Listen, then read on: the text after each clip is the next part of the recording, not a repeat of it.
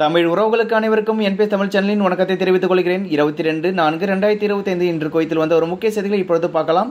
குவைத்தில் மீண்டும் விரைவில் தூக்கு தண்டனை நிறைவேற்றப்பட உள்ளது. குவைத்தில் மரண தண்டனை விதிக்கப்பட்ட சிறையில் உள்ள பல குற்றவாளிகளுக்கு மரண தண்டனை நிறைவேற்றப்பட உள்ளது. இந்த வாரம் அல்லது வரும் நாட்களில் பல குற்றவாளிகள் தூக்கிலிடப்படுவார்கள் என்று பாதுகாப்பு வட்டாரங்களை மேற்கோள் காட்டி நாட்டின் தினசரி நாளிதழ் இன்று 22/4/2025 செய்தி வெளியிட்டுள்ளனர். நாட்டின் மத்திய சிறையில் இதற்கான ஏற்பாடுகள் செய்யப்பட்டு வருவதாக செய்தித்தாள் செய்தி வெளியிட்டுள்ளது.